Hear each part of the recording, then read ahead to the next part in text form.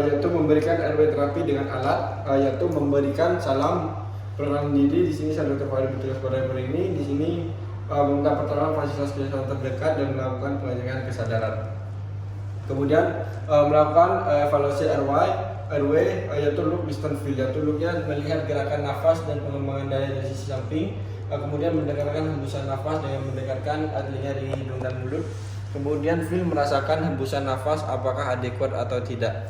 Kemudian di sini terdapat pemasangan nasofaring. Nah, pemasangan nasofaring ini dinilai dari nostril untuk mencari yang lebih lebar dan tidak ada obstruksi seperti polip, fraktur dan juga pendarahan. Kemudian di sini saya akan pilih nasofaring sesuai ukuran kelingking pasien. Kemudian di sini saya akan memberikan lubrikasi pada pipa nasofaring dan memberikan larutan air dengan air. Kemudian posisi pasien keadaan netral, penolong berdiri di samping pasien. Kemudian pegang pipa nasofaring seperti pensil. Kemudian masukkan ujung nasofaring dengan kemiringan lubang level menghadap ke luar. Kemudian insersi dengan lembut didorong ke faring posterior. Bila terdapat hambatan saat insersi, keluarkan pipa dan coba insersi perlahan. Bila pipa nasofaring menyebabkan pasien batuk, muntah, kemudian meredakan batuk, lanjutkan dengan fiksasi pipa. Kemudian evaluasi ulang untuk memastikan jalan nafas pasien paten. Kemudian di sini melakukan pemasangan oropharyngeal airway, yaitu tentukan oropharyngeal airway yang digunakan. Buka mulut pasien dengan metode close finger 1 dan 2. Kemudian masukkan pipa oropharing dengan cenderung menghadap ke langit-langit pasien dan mendorong lidah pasien ke belakang.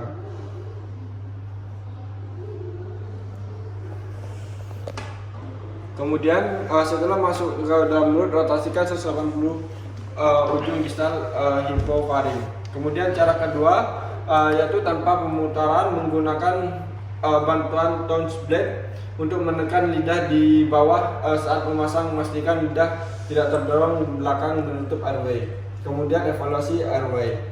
Kemudian di sini tentukan kemudian di sini endotracheal tube, yaitu tentukan ukuran ETT yang akan dipasang. Kemudian lakukan pemeriksaan pulse oximeter.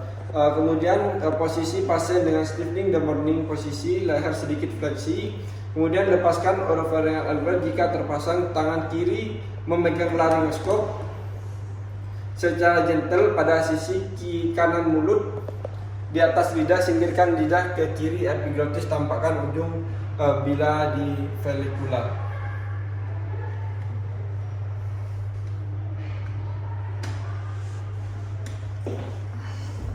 Kemudian dengan evaluasi laryngoskop, hindari pengungkitan gigi bagian atas dan akan mengangkat epiglotis sehingga plika vokalis terlihat berwarna lebih pucat, dan lakukan burn up right maneuver, back up right pressure, cartilago crico terlihat plika vokalis.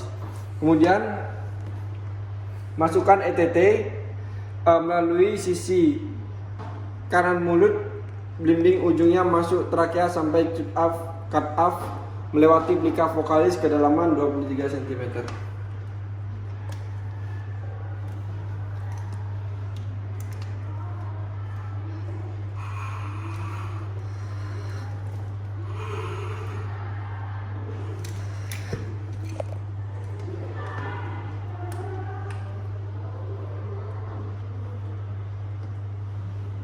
Kemudian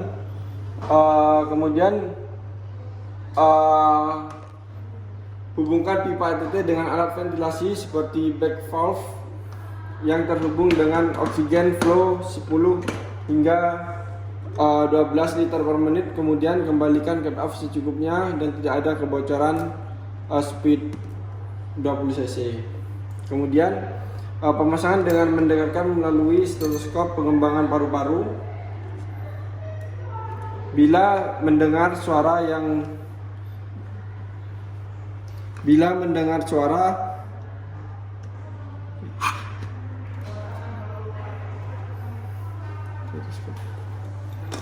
Evaluasi pemasangan dengan mendengarkan melalui stetoskop, pengembangan paru-paru kedua, paru-paru dengar suara satu berarti masuk salah satu bronkus, kemudian kempeskan cuf dan tarik. Kemudian ETT ulangi evaluasi jika terdengar sama kedua paru-paru berarti sudah benar mengembangkan cuf.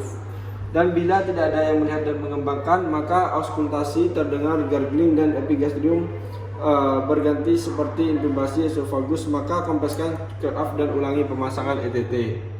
Pasang orofaringal airway dengan cekungan menghadap ke atas mulut lalu putar ke 180 derajat.